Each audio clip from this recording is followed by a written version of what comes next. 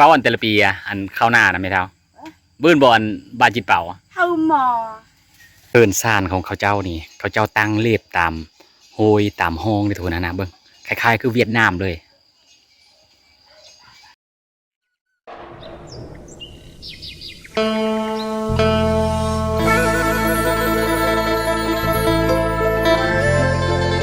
สบายดีคือเก้าทนสบายดีกับบรรยากาศยามสีแรงๆตอนนี้บ่าวทองสีกันยังอยู่ที่บ้านพี่น้องซาวพาบลูคือเก้าทุกคนตอนนี้ก็ประมาณอยู่2 โมงป่ายทนกะมื้อนี้ก็สิไปถ่ายวิธีชาวบ้านเฮ้ทุกคนเบิ่งคือเก้าทุกคนนะมื้อนี้ก็สิอัปเดตวิธีชาวบ้านคือเก้าไปเบิ่งนำกันนะทุกคน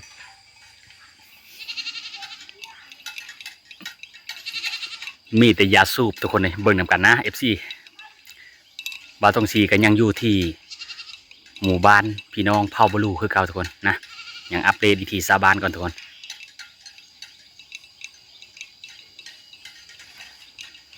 นี่ซับละแสนกีบทุกคนเลยนะเพิ่นขายให้เวียดนามซับละแสนกีบบางที่ก็เอาไปเป็นแป้งโน่เป็นซินเป็นเซอร์เป็นเกิบนะแล้วแต่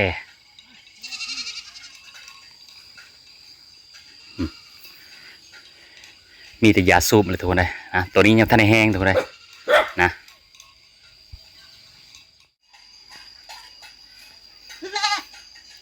เด็กทุกคนอันนี้ยาสูบกระบังยังมีอยู่นะทุกคนนะบางครอบครัวยังเอ็ดอยู่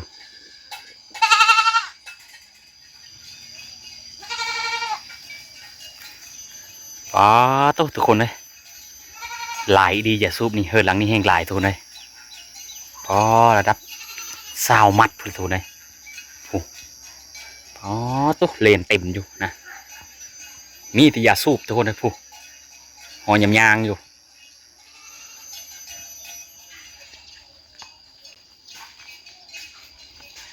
เฮิร์นซ่านของเขาเจ้านี่เขาเจ้าตั้งเรียบตาม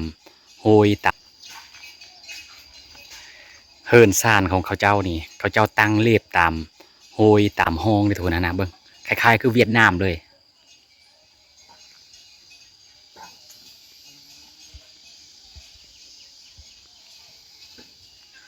เด้นี่คือยาสูบกระบังทุกคนเลยเพลอนี่โอ้น้ำซาทุกคนเลยนี่น้ำซาเป็นแจระวังนะทุกคนนี่เด้ดีเจ็บหลังเจ็บแอวทุกคนเลย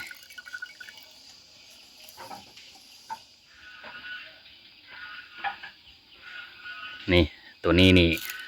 สาวบ้านเพื่อนที่เอ็ดยาสูบกระบังตัวนี้ทุกคนเลยหลังจากตาเด็ดแล้วเพื่อไปย่องแล้วต่ำเฮากระบังอันนี้ฮะต่ำกระบังเฮากระบังเลยจึงมาย่างไฟอีก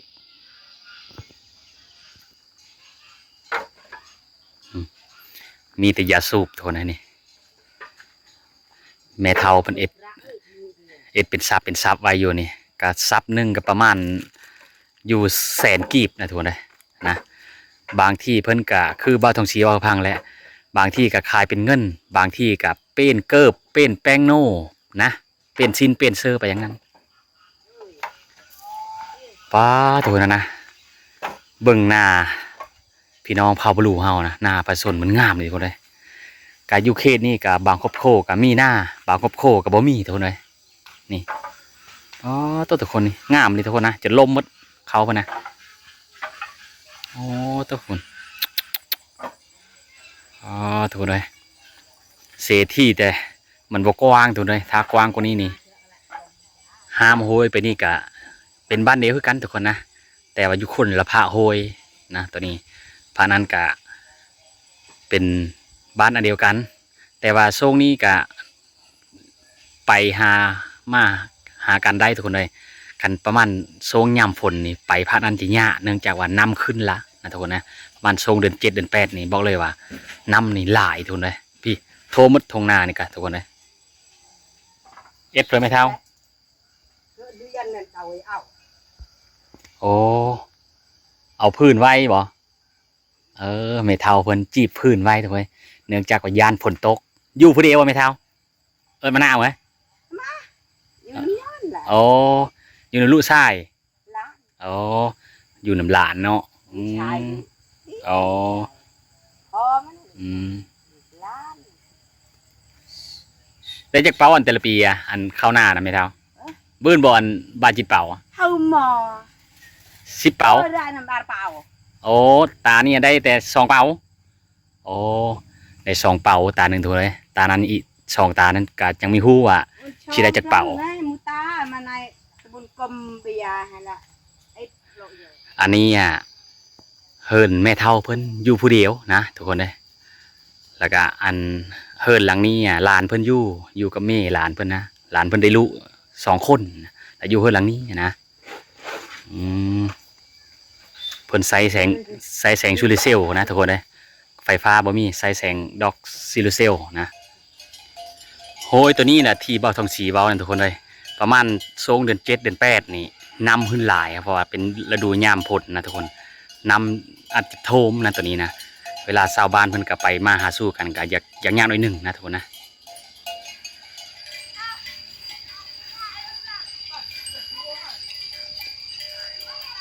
นี่มาเบิ่งเฮิรนผู้บ่าวโสดทุกคนในบ้านนี้โอ้ฝุ่นผ้าห่มเพิ่นทุกคนนะนี่จักผืน1 2 3 4ผืนทุกคนนะอันนั้นหมอนนะหมอนเนาะหมอนเพิ่นบางอันกับเพิ่นเอาผ้าห่มหมอนทุกคนเลยนะประมาณ6 โมง 7 โมงเพิ่นอาจจะมานอนนี่เพราะว่าช่วงนี้เป็นช่วงที่ว่าอากาศร้อนนะทุกคนเลยบางคนกับไปเวนะมันจะได้มาโซลายอยู่เขตนี้นี่ผู้บ่าวอายุประมาณ13 ปีขึ้นไปเขาจะไม่ได้นอนนำพ่อแม่ทุกคนเขาจะนอนต่างหากนอนนำหมู่คู่เขาผู้แซ่ผู้สาวกันทุกคนเลยอายุ10 ปี11 ปีขึ้นไปนี่เขาจะบ่ได้นอนนำพ่อแม่ทุกคนเขาจะไปนอนเฮิรนหมู่เฮิรนคู่นะทุกคนนะนี่ FC ทุกคนเบิ่งอันนี้คือท่อน้ำมันอาซังแต่ข้าวสมัยสงครามแต่รุ่นก่อนๆสาวบ้านเพิ่นเก็บมาหรือว่าแต่ข้าวนั้นทุกคนเลยเพิ่นตีเอสคือไม้48หรือว่าไม้5x10นะเพิ่นตีเอสคือไม้5x10แปะๆทุกคนเลยประมาณอยู่6 เมตร 7 เมตรเนี่ยทุกคนเลยเด้เพิ่นเอาอันเล็กตัดเจาะเป็นปองพอดีให้มันลมไม้24นะไม้24หรือไม้นี่เพิ่นเอสแบบว่าเฮิรนผ้าทุกคนนี่เพิ่นเจาะไปเป็นหูทุกคนนี่นะลายทุกคนเลยมันเจาะขึ้นไปทุกคน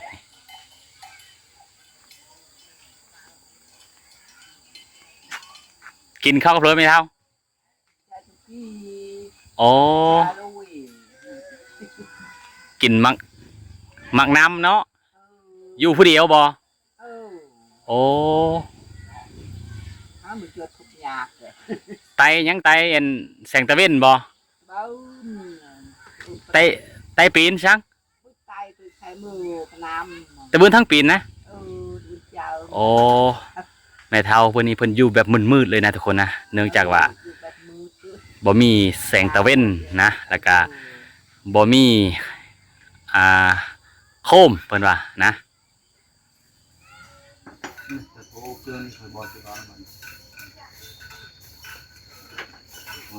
ไปเอาทาง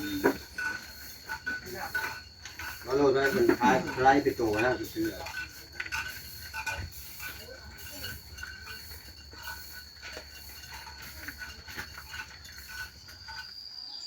เบิ่ง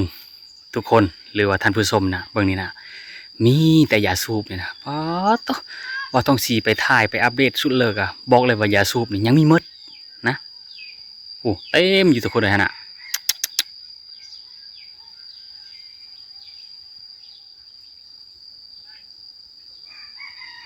เทคนี่อยู่เฮิรนไม่เท่านี่ทุกคนนี่ได้ประมาณ10 ปลายมัดทุกคน1 2 3 4 5 6 7 8 9 10นี่มีบัตรน้อยเนี่ยทุกคนมัดน้อยนี่นะนี่มัดน้อยทุกคนนี่พุ่นอยู่ตารางก็มีพุ่นนะทุกคนป๊อตนะแมนหมดแล้วนี่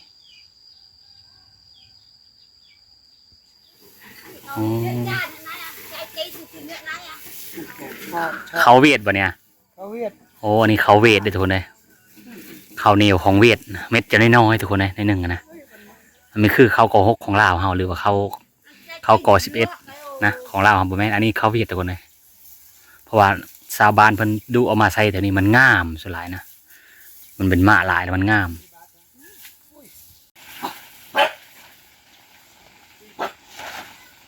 สาวบ้านเพิ่นเริ่มจะปั้นเข้าทุกคนเลยนะจักปั้นหรือจักปั้นไปเอามือเย็บเอาหรือเอามือเอาตีนเย็บเอาทุกคนเลยนะเพราะว่าอยู่อย่างเขตทางไก่ซอกลีกนี่เพิ่นก็ยังใช้แบบของแท้ทุกคนของแท้เบิ่งนะหั่งต่อสื่อ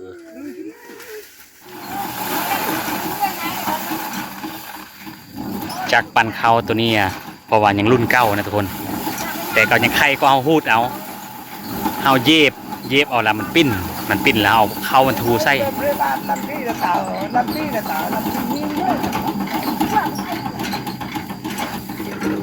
เอาเย็บปั๊บแบบนี้แหละกะเอาเข้าซื้อนะทุกคนนะเด้นะตัวนี้เอาก็มีเมื่อยแห้งก็เลยนะขันเอาพาดเอาเมื่อยขันเอาขูดก็เมื่อยตัวนะนี่แบบดีเข้าเพิ่นนี่งามตัวเลยเข้านี่เข้าหน้าเพิ่นนะคือว่าแล้วทุกคนเลยเข้าหน้ามันมีกว้างเนี่ยนะประมาณอยู่15 คูณ10นะทุกคนเลยนะหน้าประมาณพอได้แต่ประมาณ7-8 เป๋าหรือว่า10 เป๋าสูงสุดก็มันฮอดทุกคนเลย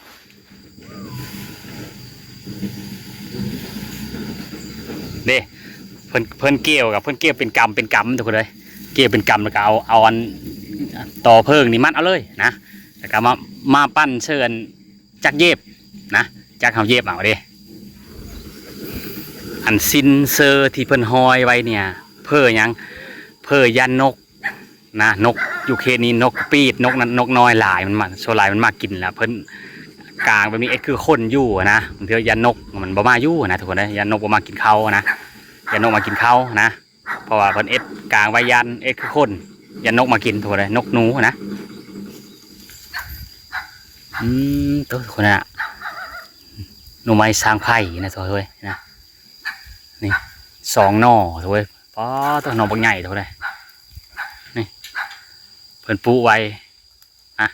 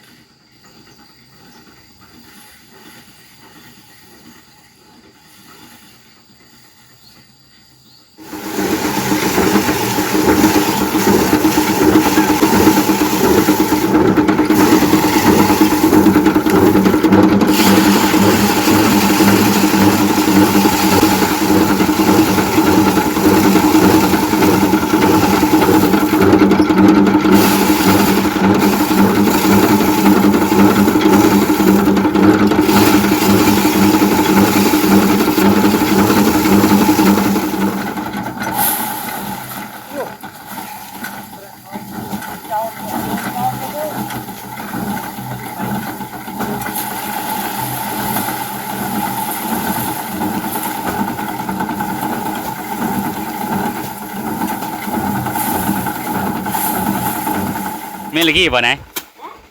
ว่าโดยเพื่อโดยมั่นบ่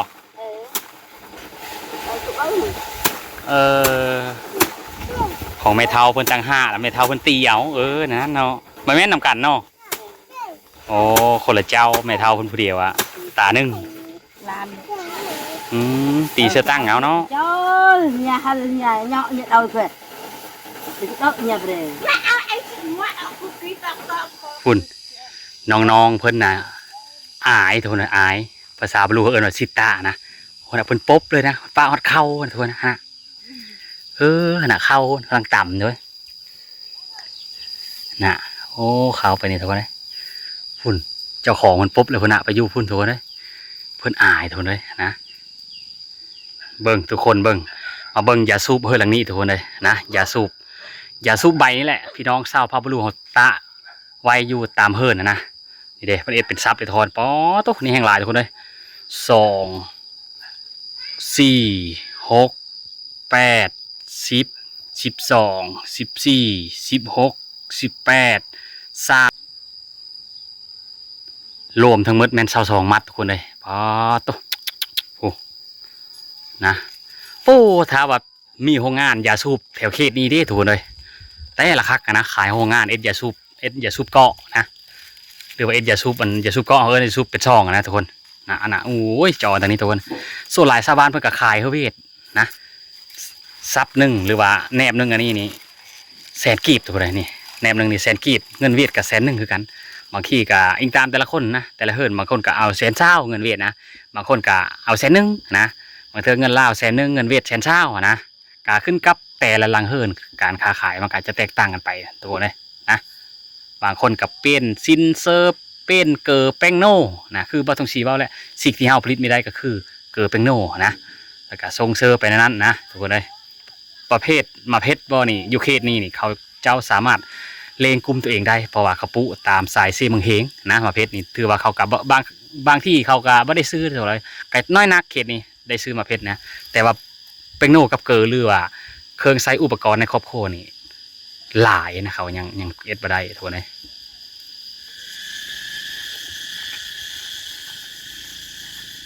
โอ้มาเชิญเนี่ยมาตะพูบ่โอ้ชาวบ้านเพิ่นเอาไปคอมาแต่ผู้ตัวนั้นน่ะป้าตัวนะ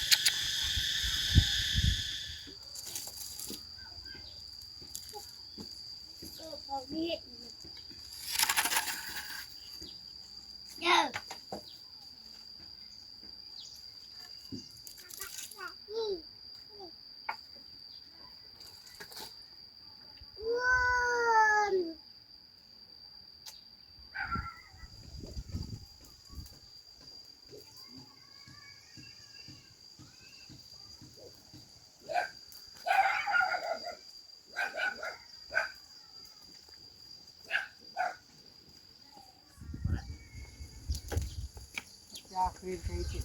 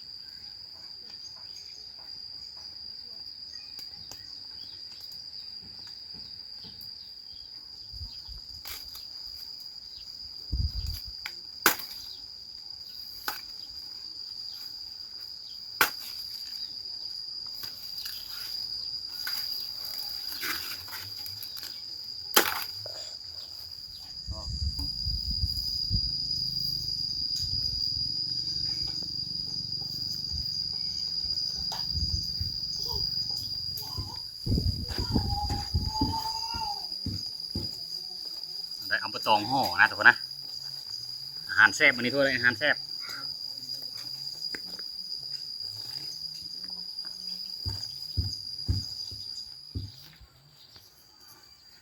โอ้เบิ่งน้องๆเพิ่นหามน้ำทุกคนเลยนะ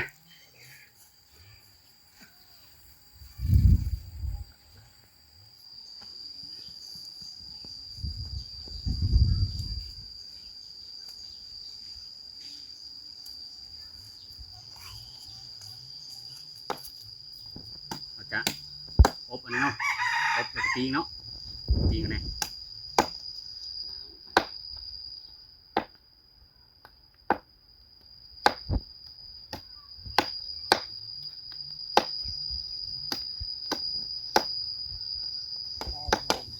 ใส่ไหนเลยนี่อันนั้นนำเลย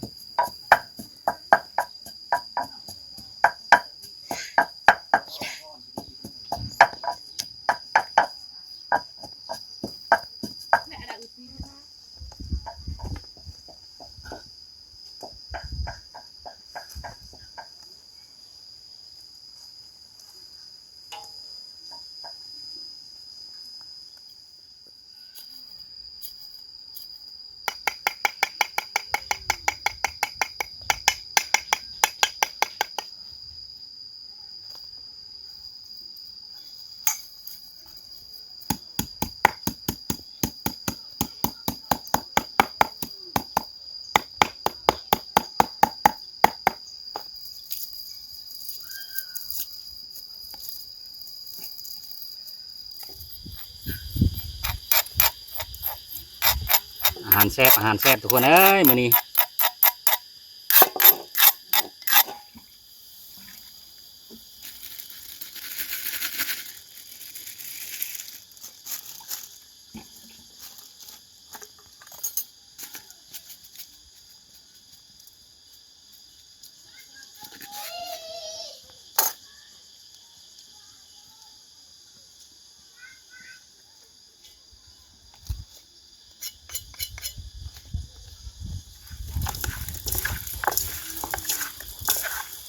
อ้าวหอมจะตวด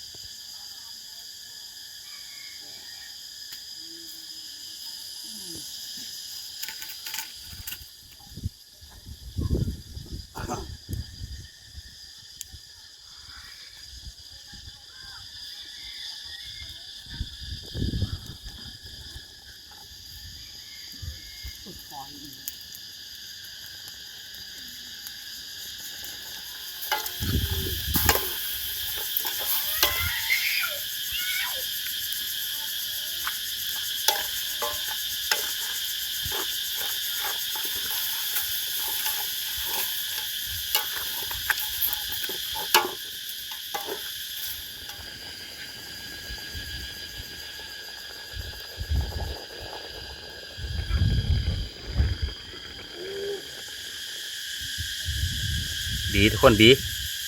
อ้าวโอ้โหของแท้ตัวนั้นนี่ของแท้นี่โอ้โห นี่เตาเนี่ย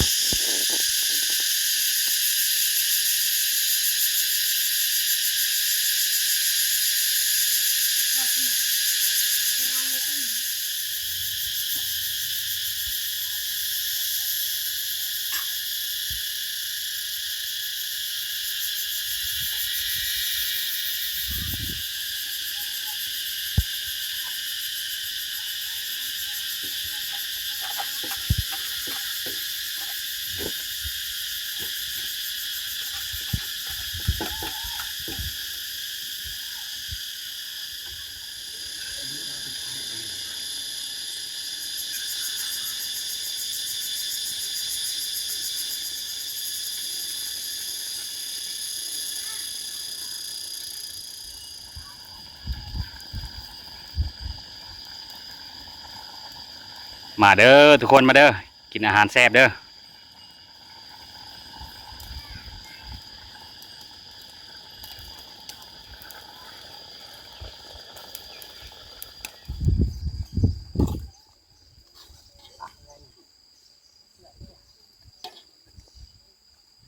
เนี่ย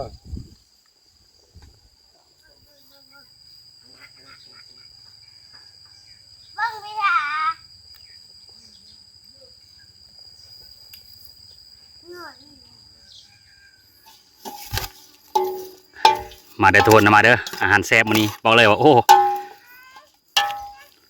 อาหารมื้อนี้บอกเลยว่าสุดยอดเลยทุกคนเลยบ่ให้เว้าเรื่องแซ่บนี่โอ้อันนี้แจ่วบีทุกคนเลยนี่แจ่วบีนะ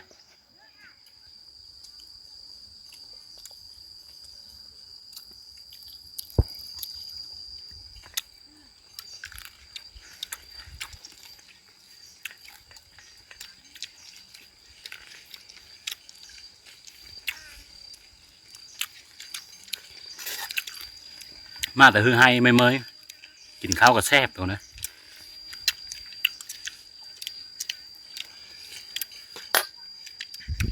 เสียจะคอย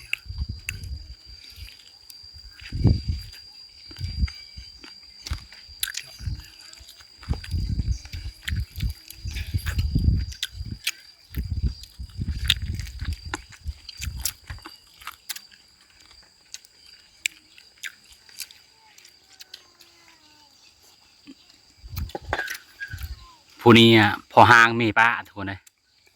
อันป้าได้ก็เดินแล้วอันเมียบอก ได้บ่5 เดือนโอ้เพิ่นป่าเมียได้5 เดือนแล้วทุกคนเลย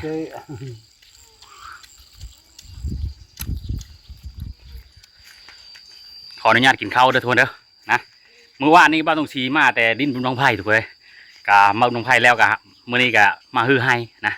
ฮือให้แล้วกะได้อาหารดีมากินมื้อนี้ทุกคนเลยกะสิปิดคลิปซ้ำนี้ทุกคนวิดีโอหน้าสิเจอกันอยู่ป่าครับทุกคนนะมื้ออื่นประมาณนี้ทีมงานเฮาสิมาทุกคนเลยนะเอาวิดีโอนี้กะขอพากไว้ซ้ำนี้ทุกคนเลยเจอกันวิดีโอหน้านะ